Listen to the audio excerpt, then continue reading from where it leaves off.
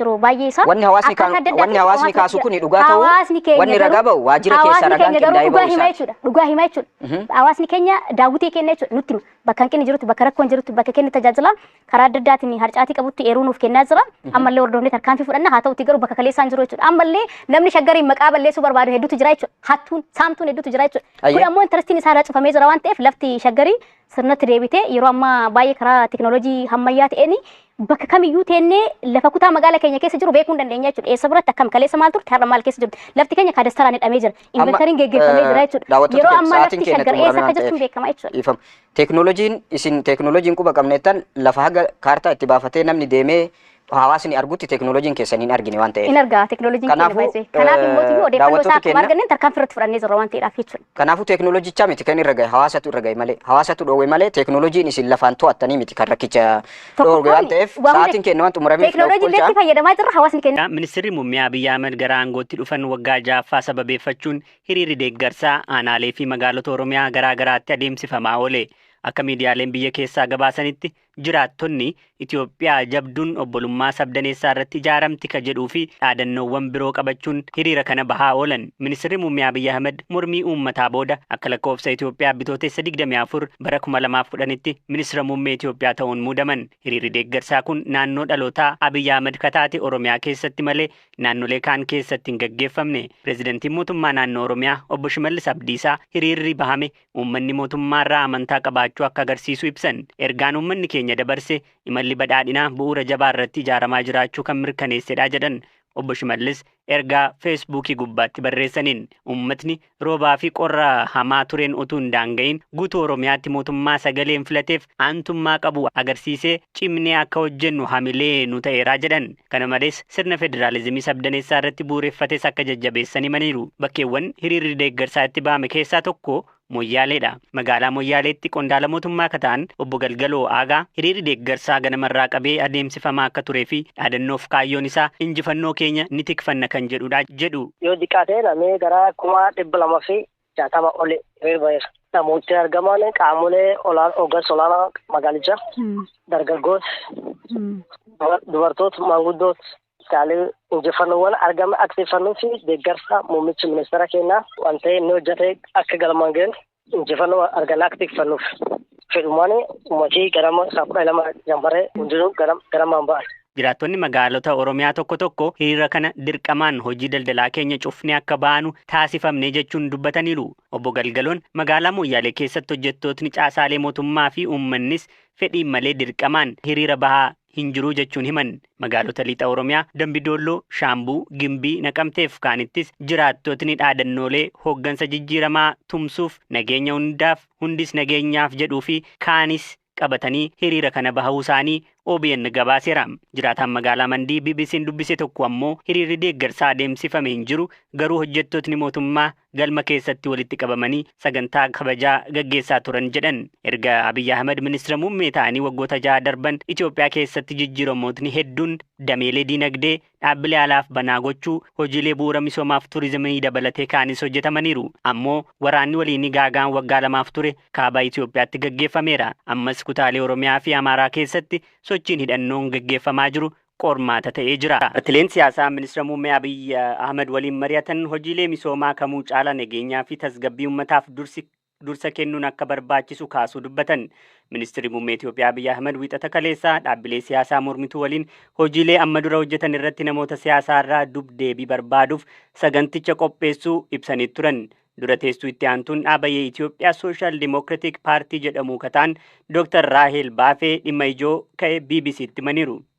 የአማራ ክልል ጦርነት ወራኒ ናኖ አማራ ትግራይ ፊ ወልቲ ቡኢንሲ በከካኒስ ሄዱን ጅሩ ዋን ጤፍ ሞቱማን ዲብዴዋን ከነ ዳቡፍ ማሊፍ ሐለፎዬ ቀቡን እንሶቾ ደበለታን አሞ ሞቱማን ኮሙኒኬሽኒ ወራነ ዳቡ ደንዴሲሰንረ ወራንቸ ኢትፉፍሲሱ በርባዱ ፈካተን ማሊፍ ጨለቂሰ ከነኦ መሪዳን ፍሩን ሂምበርባችሱ ጋፊን ጀዳን ካኒሩ ሙሚቺ ሚኒስቴራስ ዴቢ ከነኒሩ ወልቲ ቡኢንሰ በየኬሳ ኢትፉፍሲስና ሐልት ጀነን ጅሩ ሐለ ደንዳ danda'ameen nageenyi akka jiraatu ni barbaannaa jechuun deebisuuf yaaliin godhan ni jira. Garuu gaaffiin mana keessaa ka'e inni ijoon piroojeektii kamiinuu olitti misooma magariisaa isaaniin olitti nageenyii fi tasgabbiin uummataa dursa kennamuufi ni barbaachisa. Haqni dursa argachuu qaba. Dhimmootni dursa argachuu malan kun maaliif mootummaa biratti hin ilaalamne? Kanadha hojiin isaa inni ijoo. Uummatni nagaa argate nageenyi isaa eegame yoo jiraatudha misoomni kan isa barbaachisu. Misoomni uummata qollifate rakkisaadha. Bu'aan isaa hin mul'atu. Uummatni nyaatee quufee buluu dadhabe paarkii misoome keessa ooluu hin yaadu. Kanaaf dhimma dursa argachuu qabuuf dursi haa kennamuu kan jedhu mana keessaa ka'aniiru. ተጣጡ ላይ ቢሰራ የሚል ከቤቱ ተነሷል። dura taa'aan paartii uummata Affaar obbo Muusaa Adam gama isaaniin sagantaa kanarratti dhaabbileen siyaasaa carraa gaaffii fi yaada ofii dhiyeessuuf argatan akka ta'utti hin fayyadamne jedhan ammoo mootummaan iftoomina agarsiiseeraa jedhan. አንደኛው የሰላም ጉዳይ ነው በደንብ የተነሳው የብሔራዊ ምክክር ጉዳይ wanti guddaan sirriitti ka'ee dhimma nageenyaati. Dhimmi marii biyyaalessaas ka'eera. Misoomni kooriidarii magaalaa Finfinnees ka'eera. Naannolee biyyattii adda addaatti lammiileen ni ajjeefamu. Nageenyi lammiilee rakkoo keessa galeera. Qaamoleen mootummaas kan mootummaan ta'inis hidhannoo qabaniin lubbuu lammiilee galaafachaa jiru. Kanaan wal qabatee dhimmoonni jiran bal'inaan ka'aniiru. Dhimmoonni kun olaantummaa seeraa wajjin wal qabatanii ka'an. Rakkoolee nageenyaa karaa nagaan furuu wajjin wal qabatee deebii kennameen mootummaan rakkoolee jiran mariidhaan furuuf qophiidhaa kan jedhudha. Hooggantoonni paartilee hiree gaaffii dhiyeessuu argatanii turan. Garuu dhimmoota ijoo kaasuun carrichatti fayyadamaniiru yaada jedhuun qabu. Gaaffilee dhiyaatan irraa ka'uun deebii kennaman yeroon ilaalu garuu yeroo kaan caalaa iftoomina kan qabanidha. ሞር ግልጸኝነትን ያየሁበት ነው ከተጠየቁት ጥያቄዎች አንጻር ማለት ነው።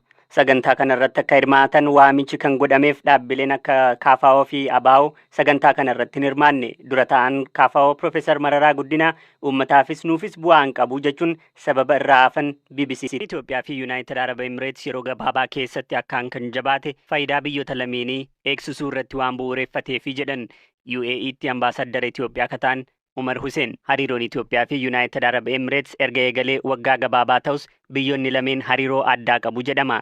Keessattuu erga ministeerri muummee Itoophiyaa Abiy Ahmed aangoo qabatanii michummaan biyyoota lameenii akkaan dabaleera.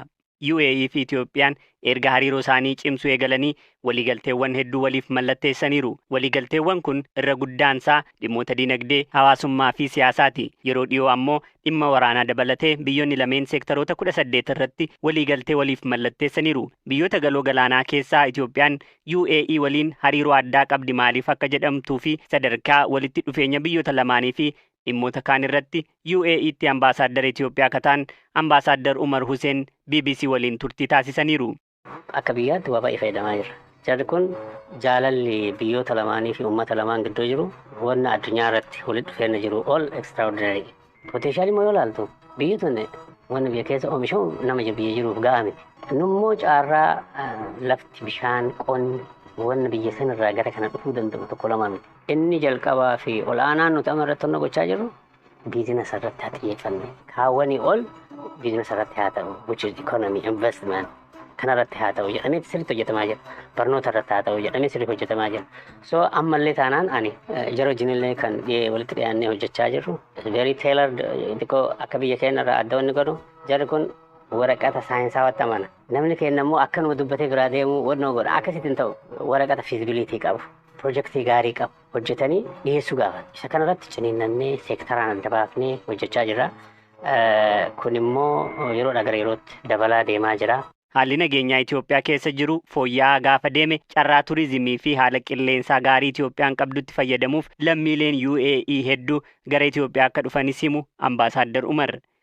Given that haal biyyi keenya keessa jiru kun yoo sirriitti jijjiiramaa nageenyi bu'aa deemu jarri kun destinationiin isaanii achi ta'a. Achi kadhaqamu baay'ee investimentii qofaaf himu.